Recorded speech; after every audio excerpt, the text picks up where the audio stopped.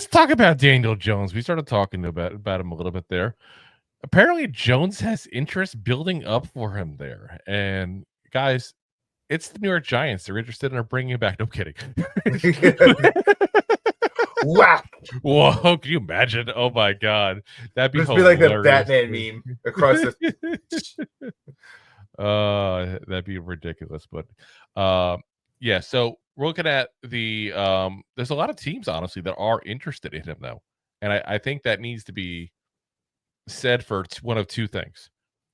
One, people no longer have faith that the Giants have the ability to get the most out of players anymore, which is a legit thing to say. Yeah. And two, they don't think that this is that great of a year for quarterbacks, that people are so desperate to pick up any veteran with any possibility. With a pulse. Yeah, like, ooh, he's got some starting experience. Maybe the Giants just screwed up. We'll bring him in, see what he can do. Like that's what I feel like teams are at this point. He's an elite backup. Yeah, I mean, listen, honestly, he is. Like, if you want him as a backup, that you could do a whole lot worse than a guy with that many years of starting experience and a guy who is, pretty much one of the nicest people you'll meet in the NFL by all rumors that you hear about this kid. So, Jeremy Fowler of ESPN said, as the Colts look for a veteran quarterback options, name on the radar include Daniel Jones, Justin Fields, Trey Lance, and Jacoby Brissett. This is a mix of quarterbacks who can support Anthony Richardson and guys who will look to start games somewhere. I've heard Jones's name more than once in regard to the Colts. Indianapolis has not given up on Richardson, but how the team approaches the free agency time period will be telling. So interesting. And you know what? I feel like he is a good guy for that scenario. Like Daniel Jones, for all the issues he has, guys, and let's be honest, he has tons of issues. We're not to go down the line. We're not trying to. Yeah, we've already beat that dead horse to the point where the Elmer's glue factory is overflowing with supply right now. But it's not like even the dog food companies are calling us.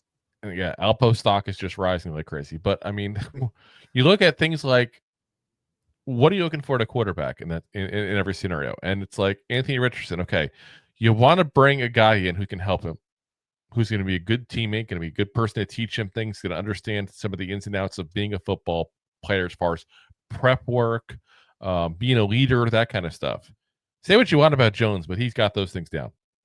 Yes. His issue is not being a leader. His issue is not as far as his prep work or anything like that, or the amount of effort he put in. That was not an issue whatsoever. If you don't think that was the case, then go ahead and relook and watch all the runs he did. How many times he took a hit for the team on a game that was over just to get a first down. Like, not even a game that was close, but a game that we're down by 3 touchdowns. And he's just running for a first down because he cared. Yeah. Again, listen, bad player. I know people are to hear this stuff like they're like, oh, he likes Jones. No, I appreciate Jones as a person, not as a quarterback. Yeah, a starter quarterback. I mean, there's a reason why you never heard any bad media about Jones. No. He was just a stand-up guy that people liked having around. Yep. And that's part of the reason probably why he had such a long career as a starter as John. Is like, Danny Dimes is... Yeah. Danny Dimes is a nice guy. Maybe if he was a little nicer, he would have got the 5th-year option, and they would have tanked that 5th year, and then we wouldn't have been in this mess right now. But that's besides the point. It's this whole other thing. But, I mean, the other thing with him is you could bring in a guy like Daniel Jones, I feel like. And if you're Anthony Richardson, you can't be like, oh, my God, they brought in Daniel Jones. They don't trust me. I'm done. Like, that's not a guy breathing down your neck. But at the same point, if you're the Colts, you can go, if things fail out, worst case scenario, we just let Anthony Richardson finish the season. I mean, Daniel Jones finish the season. And put Richardson on the bench and give up on him and just let him go. That's a possibility. So it makes a whole lot of sense. Now, besides the Colts, the Vikings are also said to be interested in keeping Jones if they don't retain Sam Darnold, which is no given. Like there's rumors they want to keep him, but if he wants to get paid a lot, that's probably not in the cards with the Vikings. But at the same point, there's rumors that he doesn't exactly have the most robust market out there. This based on what he did the last couple of games with the Vikings there. Yeah. Then the Browns are also said to be interested in Daniel Jones as well, which would be interesting. I mean, Deshaun Watson has that long-term injury he's dealing with. He might not even play this season from things I'm hearing. So, we'll see what happens there. Obviously, they may also draft a quarterback since they have the second overall pick. Daniel Jones is actually, listen, I think if it wasn't for the fact of the history with the team, Daniel Jones might be thought of as a potential bridge quarterback for us even. Again, if it wasn't for the history, you can't bring back Daniel Jones like that. That'd be insanity. No. But I'm just saying, like, he is a good bridge quarterback option. For the reasons I mentioned with Anthony Richardson, he's going to be a good teammate. He's going to help the young guy around. It's not somebody you're worried about having to bench because he'll get it.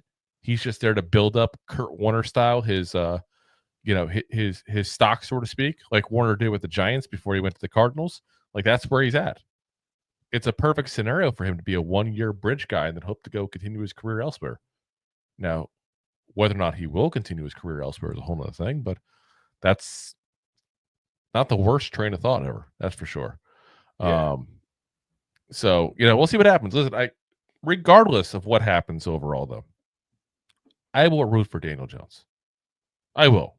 And I know, again, it's like a curse word. It's almost as bad as saying get him in some New York Giants circles. But I just feel like this is a guy who busted his hump for us. And he deserves the credit for doing so. Let's see. Tony Hollis. Ooh, we got a lot here. Let's see. Oh, yeah. Tony says, to me, watching Danny Dimes, it was purely his playing ability. Never any issues in the locker room or off the field. Honestly, even living here in Indy, I don't see him. I really don't see a veteran that Richardson can learn from. DJ's best year passing was 15 touchdowns, 3,500 yards, and 5 interceptions. Fields has the potential, but he hasn't truly had a good offensive play caller. Darnold will be too expensive, and honestly, he's had the benefit of being with Shanahan and the 49ers with a good team culture. Same with the. We get more here. Oh, no, that was it. That was just part. There was no part 2 because he's keeping us in suspense for the rest of the opinion. But no, I mean, Tony, listen, you're not learning from him how to be a quarterback on the field. You're learning from him how to be a quarterback off the field. That's what it is. Off the field specifically. So just to be clear, like, he was the guy, again, he was the first guy in the building, last guy to leave. Everybody loved him as far as teammates.